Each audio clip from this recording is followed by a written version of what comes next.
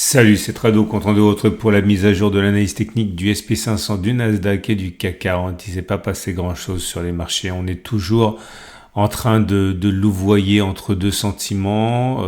Eh bien, le fait que l'économie américaine commence à tousser un petit peu, on le sait au niveau de l'inflation, on le sait au niveau des créations d'emplois, on le sait au niveau de la croissance économique. Oui, mais voilà, ça donne les coups des franches à la Banque centrale pour baisser les taux. Donc on sait qu'à terme, ça sera bien. Donc on fait comme si on ne voyait rien parce qu'on ne veut pas acter de mauvaises nouvelles pour finalement re-rentrer lorsque la Banque centrale américaine baissera les taux. Et on sait que quand elle déclenche son cycle baissier de baisse, de cycle baissier de taux, pardon, la Banque centrale américaine, ça donne quasiment toujours de la hausse derrière. Donc on serre les poings, on serre les dents et on espère le second souffle. Mais attention, dire qu'on est confiant, ça ne veut absolument pas dire que ça peut pas baisser.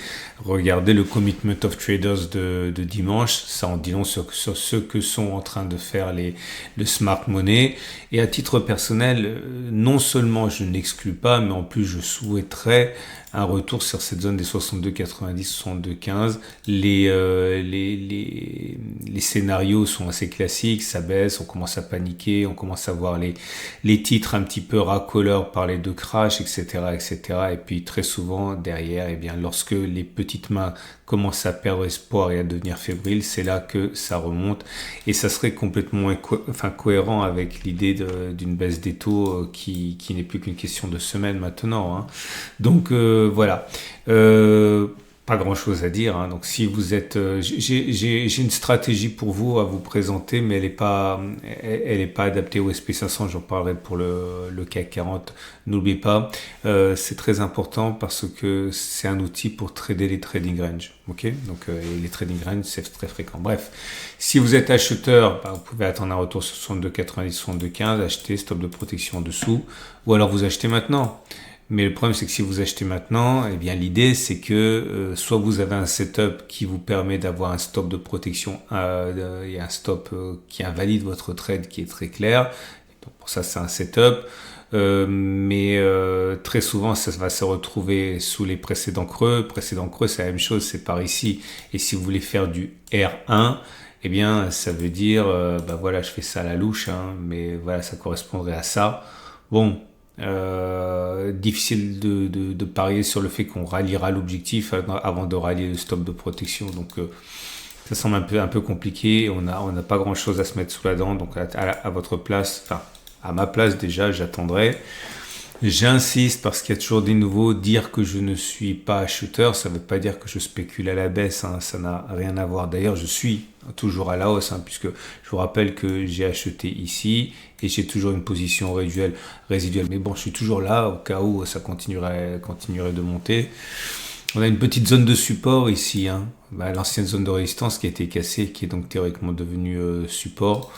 Et certains pourraient acheter dans cette zone-là, mais je suis pas vraiment très intéressé sur des niveaux aussi élevés.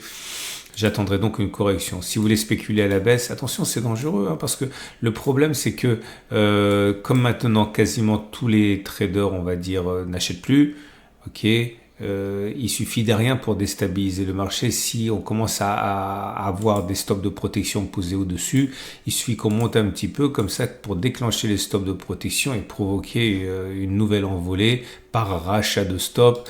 Donc attention, hein, parce que si vous mettez un stop de protection court, il risque de se faire déclencher et beaucoup feront ça et ça risque de monter pour rien après, hein. Si vous voulez spéculer à la baisse, je dirais que le mieux c'est d'attendre que ça casse. Ok, et en cas de cassure de la structure et en cas de pullback, on spécule à la baisse, stop de protection dessus. J'ai mis plein de scénarios haussiers, baissiers sur les indices majeurs, les actifs majeurs dans le format préparation de la semaine de trading qui est sorti hier. Si vous êtes plutôt Nasdaq, vous avez le même problème, c'est-à-dire que ça monte de manière funiculaire depuis des semaines. Spéculer à la baisse maintenant, c'est délicat. Là par contre, si vous voyez, regardez, on peut faire une fourchette d'Andrews ici, un plus haut, un plus bas, un plus haut, et ça voudrait dire aller chercher la médiane ici. Alors il faut savoir que les fourchettes d'Andrews J'en parlerai demain peut-être, ok, parce que là je vais déjà vous donner autre chose en termes pédagogiques, mais si vous êtes des fans de fourchette d'Andrews, celle-ci peut être intéressante avec un ratio gain-risque qui est peut-être assez croustillant, ok. Je le mets là pour mémoire, mais j'en parlerai demain. Donc vous pouvez éventuellement spéculer à la baisse sur ça. Donc j'ai dit un stop de protection d'à peu près 1,5, 1,7, même un peu plus, 2. Bon, c'est pas mal. Je ne vous recommande pas parce que je suis pas absolument pas favorable à la spéculation à la baisse en tendance haussière. Mais voilà, si vous voulez vous aventurer là-dedans, je pense que c'est un pari assez intéressant dans le contexte actuel. Si vous êtes acheteur, je pense qu'un retour sur cette zone, pareil, acheter et puis stop de protection dessous. À part ça, il n'y a rien qui m'intéresse. J'aimerais vous parler donc du CAC 40 aujourd'hui parce que vous savez, je parle souvent des tendances, des structures et etc. Mais il faut savoir que une grande partie de mon trading, à un moment, c'était les trading range parce que tout simplement vous vous rendez compte que de manière générale, on passe plus de temps en trading range qu'en tendance haussière ou baissière. Ok, c'est selon les actifs, ça peut être 60 à 80% de temps en plus, enfin de 60 à 80% du temps à être en trading range plutôt qu'en tendance haussière ou baissière. Donc savoir trader les trading range, ça peut être utile. Et c'est pour ça que je l'amène du côté du CAC 40 parce qu'on est clairement dans un trading range, mais les outils sont différents quand on veut trader les trading range. Bon, le trading range, vous le voyez bien, c'est la zone dans laquelle eh bien, on est en train de végéter depuis des semaines et des semaines, c'est là. Si vous n'êtes pas à l'aise, si vous n'êtes pas à l'aise avec les trading range, vous avez plusieurs façons de les voir arriver. C'est notamment lorsque vous allez avoir au niveau du nuage, par exemple, des twists et retwists ici, twist, twist, twist, twist. C'est très souvent annonciateur d'un trading range. Simplement pour vous alerter, quoi, d'arrêter de jouer les tendances en fait et de basculer dans un mode trading range et trading de range. Vous avez la possibilité de mettre les moyennes mobiles et vous allez voir que c'est dans ces moments que notamment vous allez avoir des moyennes mobiles qui vont se lever comme ça et qui vont s'entrelacer. C'est également assez significatif, assez révélateur. Bon bref. L'idée c'est que là vous allez avoir l'occasion de justement utiliser les indicateurs techniques les plus nerveux. Attention, il s'agit de parier sur des mouvements qui sont généralement de plus faible ampleur. Il ne s'agit pas de parier sur une tendance. Il s'agit de parier sur du yo-yo, du ping-pong entre la borne haute et la borne basse maximum, voire simplement une réaction épidermique. Et là, vous allez justement pouvoir utiliser des indicateurs techniques rapides, comme des choses qui n'ont pas forcément qui n'ont pas forcément bonne réputation parce que les traders nouveaux ne savent pas les utiliser quand il faut. C'est comme utiliser un marteau quand on veut planter une vis. Ou ok, c'est pas ce qu'il y a de mieux et on en déduit souvent que le marteau ça fonctionne pas. Non, c'est parce que les marteaux c'est pas fait pour les vis. Ok. Et je vais vous montrer par exemple comment utiliser ici un indicateur technique nerveux à mauvaise réputation. C'est le CCI par exemple, mais j'aurais pu dire aussi le stochastique. Ok. Donc si je mets le stochastique, enfin le CCI, regardez. Le stochastique, il se promène entre la borne haute et la borne basse, la surachat et la survente, c'est-à-dire entre moins 100 et plus 100. Okay.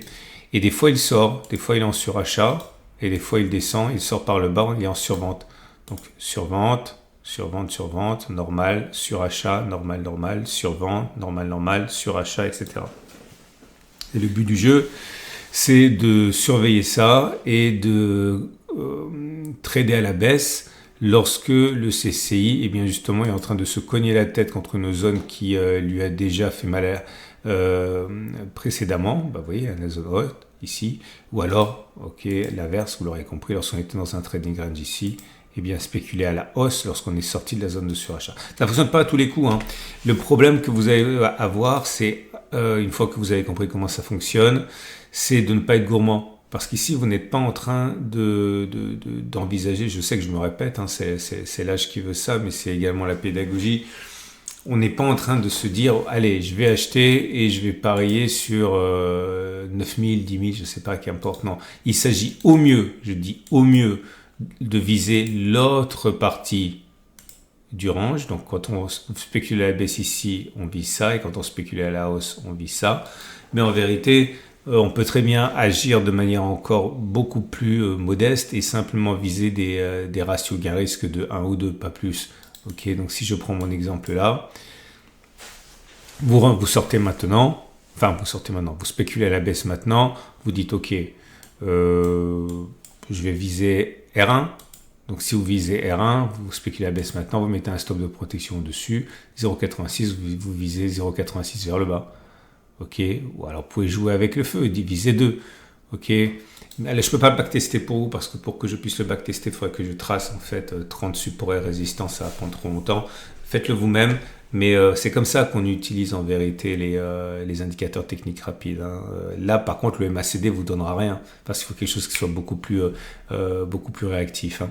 Donc là, si on regarde simplement les derniers exemples, ok, on était en bas du trading range, le signal il aurait été donné ici. Ici, on aurait acheté. Okay. Si on mettait un stop de protection sous les plus bas, hein, 2,41, on a fait au mieux 3. Okay. On n'aurait pas pu viser par exemple un R2, ça aurait voulu dire casser la résistance. Il n'y a aucune raison de parier sur une cassure de trading range, vous êtes contre les statistiques. Hein. Là, le signal a été donné, on est sorti légèrement ici, on était à 101, le signal a été donné sur cette bougie-là. Là. Ok, stop de protection dessus, 2,05, on a fait au mieux 3,20. Ok, bon, ça correspondait au bas du trading range. Là, pareil, on spécule à la baisse ici, stop de protection à 1,70, on l'a pas touché, on a fait 3,64. Ok, mais enfin bon, on a surtout fait du ping-pong entre les deux zones. Bon, vous avez compris comment ça fonctionne. Testez, et puis je vous le répète, il y a tous les indicateurs techniques rapides, c'est comme ça que moi je les utilise. Je n'utilise pas pour viser une nouvelle tendance, c'est complètement déraisonnable. Encore une fois, c'est comme vouloir utiliser un marteau sur une vis, quoi. C'est pas du tout adapté. Ok, voilà. Sinon, pas grand chose. Hein. Si vous voulez acheter, par contre, je pense que le mieux à faire, c'est d'attendre soit que l'on casse cette zone, encore que une fois qu'on aura cassé cette zone, vous allez vous retrouver avec cette résistance. C'est pas forcément agréable. Vous pouvez le faire, hein. Mettre un stop de protection en dessous. Mieux peut-être attendre que l'on vienne ici acheter. Ok, stop de protection en dessous. Ok, voilà. Excellente journée. À demain pour la mise à jour.